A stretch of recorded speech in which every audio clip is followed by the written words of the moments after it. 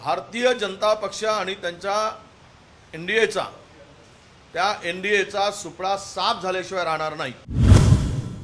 शरद पवार साहेब मूळ गांधी विचारांचीच आहेत आणि गांधी विचार हा कोणीही पुसू शकत नाही, संपवू शकत नाही।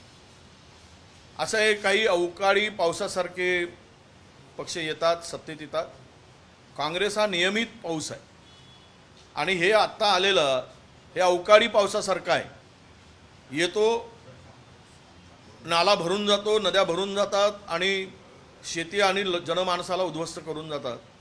अशा प्रकारे या आत्ताच्या सत्ताधाऱ्यांच्या पार्टीची पक्षाची स्थिती आहे। जेवढा नाला लवकर भरतो नदी म्हणजे आणि लवकरच तो ओसरतो, पण काँग्रेस हा निरंतर वाहणारा पक्ष आहे। निरंतर वाहणारा, जसं नदी नाले असतात त्याप्रमाणे त्याला समुद्र म्हणतात। पण हा विचार आणि ज्या विचाराने हा पक्ष उभा झालेला आहे तो विचार देशातील जात पात धर्म पंथाला गाळून माणुसकीचा पक्ष म्हणून किंवा मानवतेचा विचार म्हणून आणि सर्व जाती धर्माचा सन्मान करून सर्वांना न्याय आणि हक्क देणारा पक्ष म्हणून जनता बघते आहे। इथे धर्मांधतेला जातीयतेला अजिबात थारा नाही।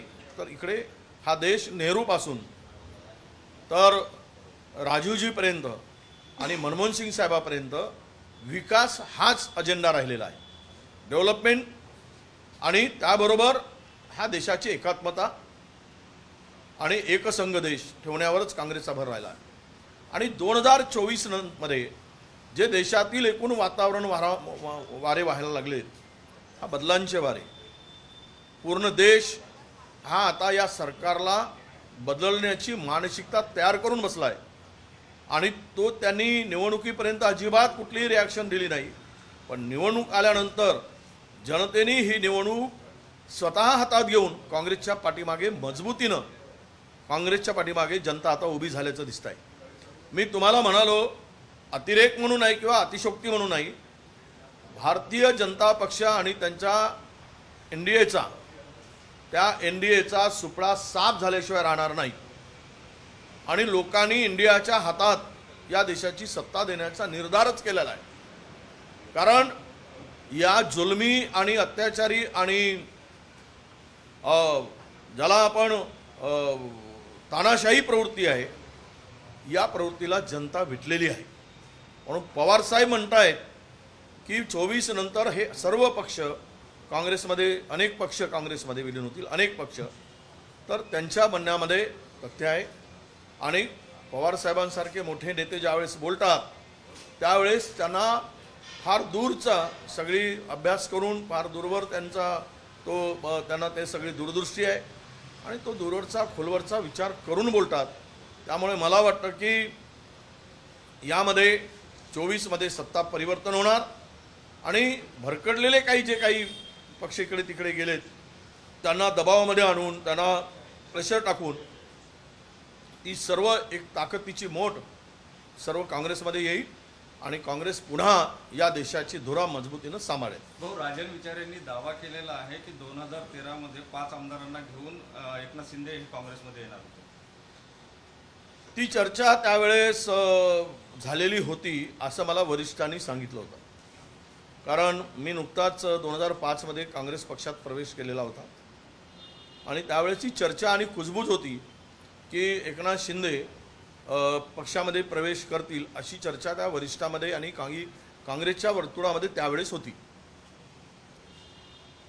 मोठ्या प्रमाणात पैसे वाटण्याचा आरोप करण्यात येतोय शरद पवारांच्या पक्षातर्फे। नाही, आता लोक सत्ता आणि संपत्तीला लात मारून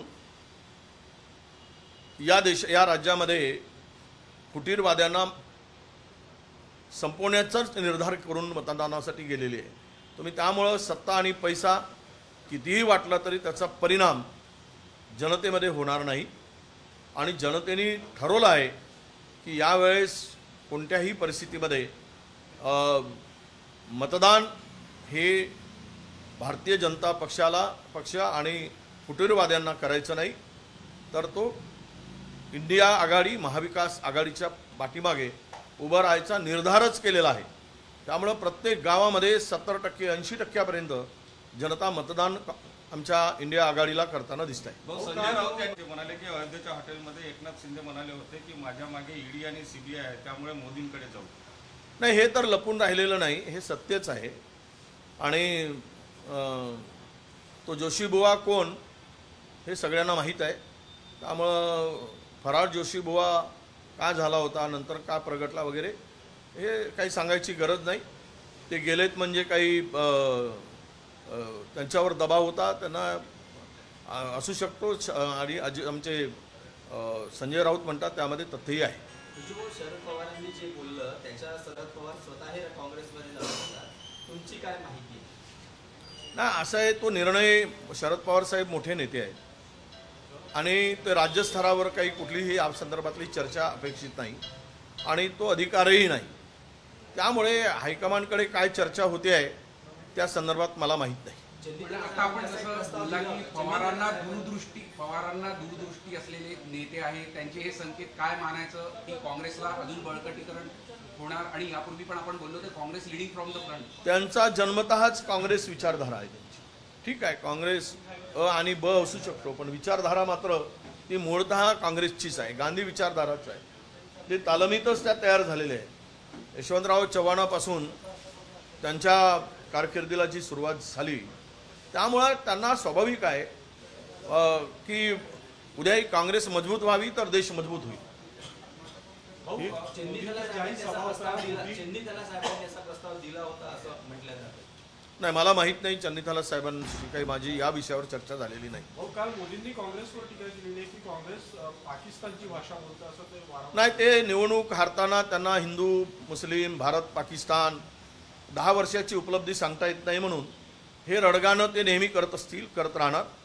त्यांना आता मतं विकासावर मागण्यासाठी काही केलं नाही, त्यामुळे मंदिराच्या नावाने मागायचा, त्यावेळेस हिंदू मुस्लिमांच्या नावाने मागायचा, भारत पाकिस्तानच्या नावाने मागायचा.